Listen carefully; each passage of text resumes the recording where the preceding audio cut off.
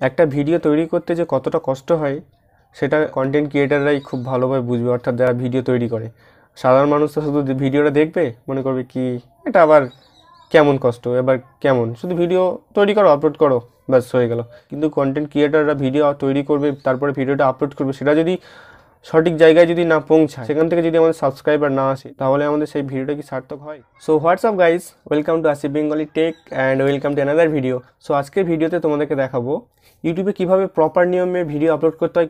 কেননা ইউটিউবে video upload করা কিন্তু কোনো ছেলে খেলা নয়, কারণ ইউটিউবের কিছু অ্যালগোরিদম রয়েছে, কিছু রুলস রেগুলেশন রয়েছে, কিছু কমিউনিটি রয়েছে, সেই নিয়মেই তোমাদেরকে আপলোড করতে হবে। আর সেটা কীভাবে আপলোড করতে হবে সেটা আমি তোমাদেরকে দেখাবো। কারণ অডিয়েন্স যারা রয়েছে, যারা ভিউয়ার্স রয়েছে, তারা সবাই ভাবে কি ভিডিও তৈরি করা কোনো ব্যাপার নাকি, ভিডিও তৈরি করে আপলোড করো। তবে ভিডিও তৈরি করা, ভিডিও এডিটিং করা, তারপরে নির্দিষ্ট একটা থাম্বনেল, যে থাম্বনেলটা দরকার, কিছু ট্যাগস রয়েছে, কিছু টাইটেলস রয়েছে, কিছু ডেসক্রিপশন রয়েছে, এগুলো ঠিকঠাক জায়গায় ঠিকঠাকভাবে যদি না তোমরা দিতে পারো, তাহলে আর কি হবে। তো যদি তোমরা সঠিক নিয়মে ভিডিও ঠিকঠাকভাবে আপলোড করতে পারো, তবে সেই ভিডিও ভিউয়ার্সদের কাছে যাবে, বা ইউটিউব অন্য অডিয়েন্সের সাজেস্টে পাঠাবে, বা সার্চেও আসবে। কিভাবে তোমরা সঠিক নিয়মে সঠিকভাবে ভিডিও আপলোড করবে সেটা আমি তোমাদেরকে দেখাবো। তো তার জন্য চলে যাবো সরাসরি ক্রোম ব্রাউজারে। আসলে এই ক্রোম ব্রাউজার থেকে ভিডিও আপলোড করা সবথেকে বেস্ট। তো তোমাদেরকে দেখাবো কীভাবে ভিডিও আপলোড করবে, তো দেখতে থাকো শেষ পর্যন্ত। তো যদি তোমরা এই চ্যানেলে নতুন হয়ে থাকো তাহলে অবশ্যই সাবস্ক্রাইব। তো প্রপার নিয়মে ভিডিও আপলোড করার জন্য ক্রোম ব্রাউজারের কিন্তু অবশ্যই দরকার। তো তোমরা ক্রোম ব্রাউজার থেকে ভিডিওটা আপলোড করবে। তো আমি ক্রোম ব্রাউজারটা খুলে নেব। ক্রোম ব্রাউজার ওপেন করার পরে আমি এখান থেকে সার্চ করব studio.youtube.com। এখানে চলে যাওয়ার পরে দেখো এখানে ক্রিয়েট বলে একটা অপশান রয়েছে, ক্রিয়েট। এই যে ক্রিয়েট অপশানটা রয়েছে এখানে টাচ করব। দেখো আপলোড ভিডিওসে টাচ করব। টাচ করার পরে এখানে চলে আসবে drag and drop video files to upload. তো এখানে ক্লিক করব। ক্লিক করার পরে এখানে কিছু অ্যালাউ করতে বলবে। তো এখান থেকে আমরা ফাইল সিলেক্ট করে নেব। তো ফাইল ইতিমধ্যে আপলোডিং শুরু হয়ে গেছে। এবার যে ডিটেলসটা আমাকে দিতে বলছে, সেই ডিটেলস এখানে টাইটেল, তারপর রয়েছে ডেসক্রিপশান, তারপর রয়েছে থাম্বনেল, তারপরে তো আমি এখানে টাইটেল কিছু একটা দিয়ে দেবো। তো এই ভিডিওটা যেহেতু ইউটিউবের কিছু সেটিংসের ব্যাপারে, তো আমি সেই সম্বন্ধে লিখব। তারপরে ডেসক্রিপশন তো অলরেডি দেওয়াই রয়েছে। আমরা থাম্বনেলে ক্লিক করব, এখান থেকে একটা অপশান দেবে, এখান থেকে এই থাম্বনেলটাকে আমরা চুজ করে নিলাম। তারপরে যেটা রয়েছে প্লেলিস্ট তো অনেকে ইউজ করে, অনেকে আবার ইউজ করে না। আমি প্লেলিস্ট ইউজ করি, সেই জন্য এখানে একটা প্লেলিস্ট দিয়ে দেবো। তারপরে যেটা রয়েছে এটা কি বাচ্চাদের জন্য? যদি বাচ্চাদের জন্য হয় তাহলে ইয়েস, আর যদি বাচ্চাদের জন্য না হয় তাহলে no, it's not made for kids. তারপরে এখানে যে অপশানটা রয়েছে শো মোরে ক্লিক করব। শো মোরে ক্লিক করে এখানে রয়েছে পেড প্রমোশন, যাদের ভিডিওতে স্পন্সর নেওয়া বা ভিডিওতে কোনো স্পন্সরের কোনো অ্যাডভাইস দিচ্ছে কোনো কিছু, সেক্ষেত্রে এটা প্রযোজ্য। তো তারপর যেমন ঠিক আছে অমনি ঠিক থাকবে।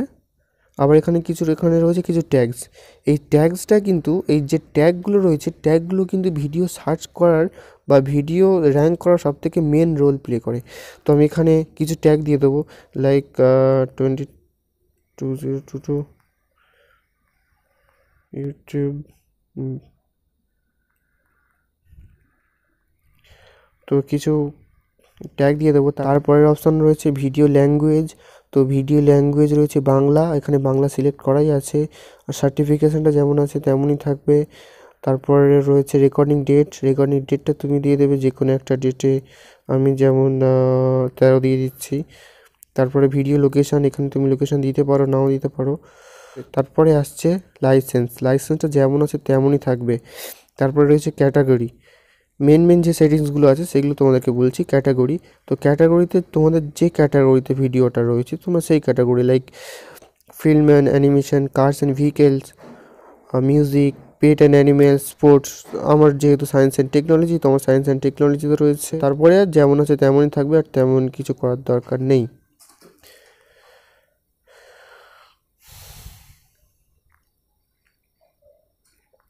তো এটার পরে এটা হয়ে গেলে আমরা এটাতে নেক্সট করে দেবো।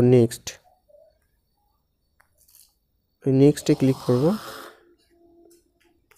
নেক্সটে ক্লিক করার পরে এখানে রয়েছে ভিডিও এলিমেন্ট।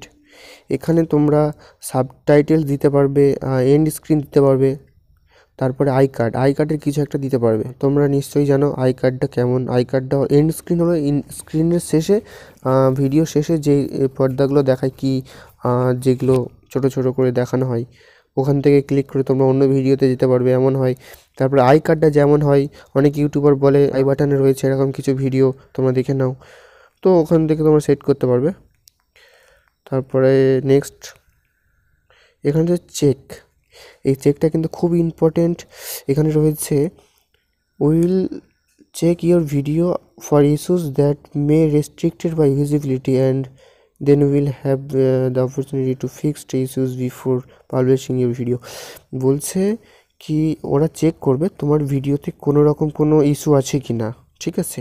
যদি ইস্যু থাকে তোমরা বলে দেবে। তো সেই জন্য এটা আনলিস্ট করে বা টাইমিং করে তোমরা চেষ্টা করবে ভিডিওটাকে আপলোড করার।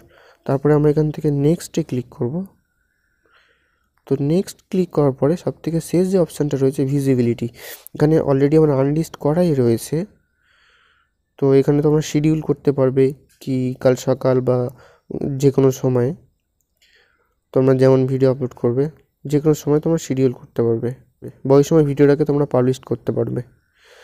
এটা হলো শিডিউলে যাওয়ার পরে কোন তারিখ বা কোন দিন, লাইক 10টা, ওকে। তো বাস টাইমটা দিয়ে দিলাম শিডিউল।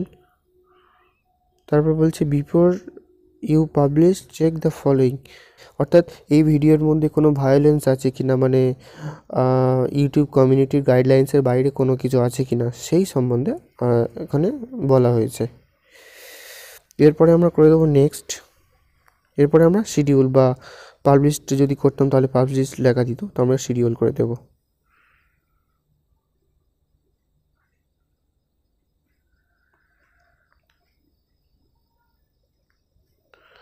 তো ইতিমধ্যে আমাদের ভিডিওটা আপলোডিং চলছে, তো দেখা যাক কতক্ষণে কমপ্লিট হয়।